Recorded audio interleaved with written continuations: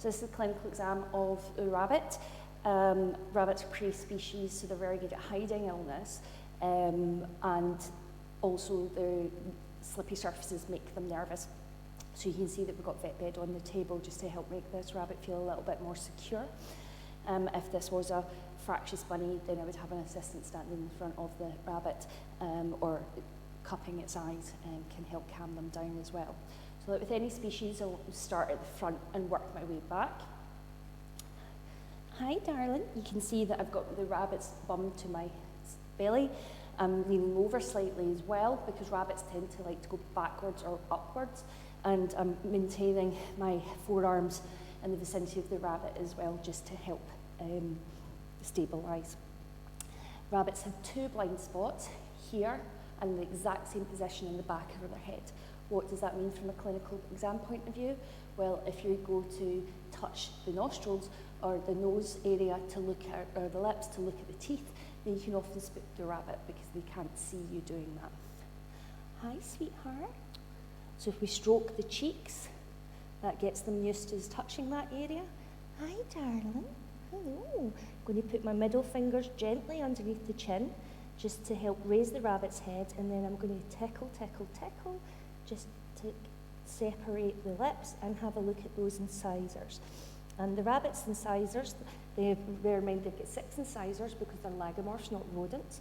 And the lower set are usually slightly longer than the upper sets, and they have a horizontal occlusal surface. And you can also check the nostrils at the same time. Hi, darling.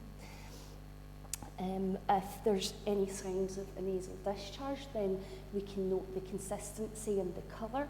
But because rabbits are snotty little school kids, when they have a nasal discharge, if it's quite mild, you won't necessarily see it at the nose, but they like to wipe their nose on their sleeves.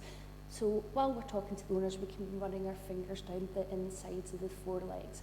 And if there's any crusting there, then that tells me that this rabbit does have a nasal discharge and I have to pay more attention.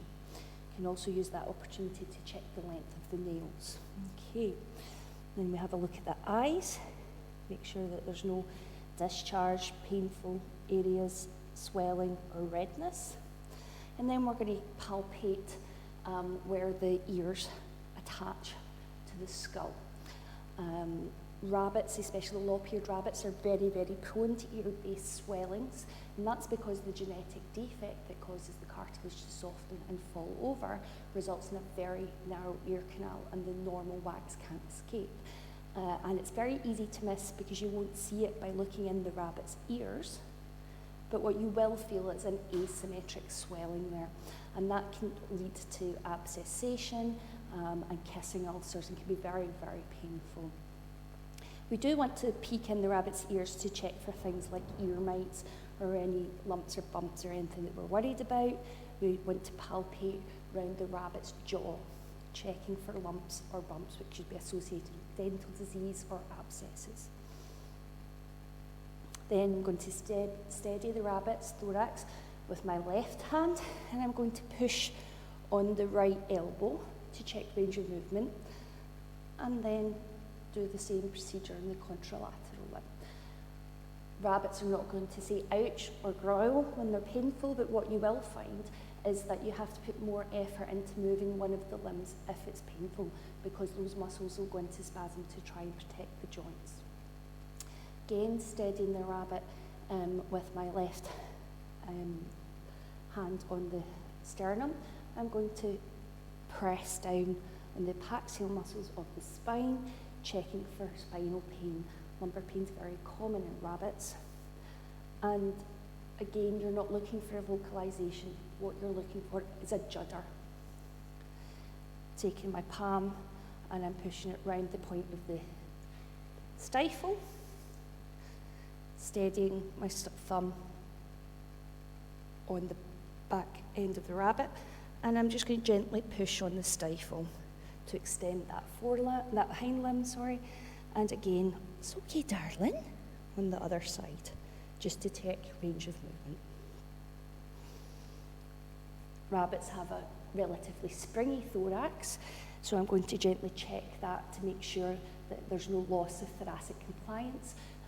Loss of thoracic compliance could indicate cardiomyopathies, thymomas, or some other thoracic diseases. That's okay, sweetheart. So you want to use a stethoscope to auscultate the chest. This is a Lippmann pediatric. And listen to the heart. I don't expect anybody to count heart rates, because it's about 300 to 400 beats per minute, but we're just basically making sure that the rhythm sounds normal. And listen to the lungs in 2 or 3 different areas, and record any adventitious noises. Bear in mind that rabbits have very small thoracic cavities compared to their abdominal cavity. Okay. So we're going to have a wee look through the coat. We're looking for parasites, any lumps or bumps. And then we're going to gently palpate the rabbit's abdomen using fingertip pressure. Rabbits have very thin-walled viscera, so you can rupture them if you're over-enthusiastic with your palpation. And a well-hydrated rabbit should feel like you're poking a bag full of runny porridge. Well done, sweetheart, you're so good. Then we're going to check the genital region. So we're going to lift the rabbit up by putting my finger between the forelegs, supporting the thorax and scooping the rump up. We do not grab the back legs because that can mean the rabbit panics, and we need to protect their spine because there's always a risk if the rabbit kicks out awkwardly, they could break their own back. So I stabilise the tail between my forefinger and my middle finger, and then I'm using my thumb by touching it to my forefinger and pulling directly up.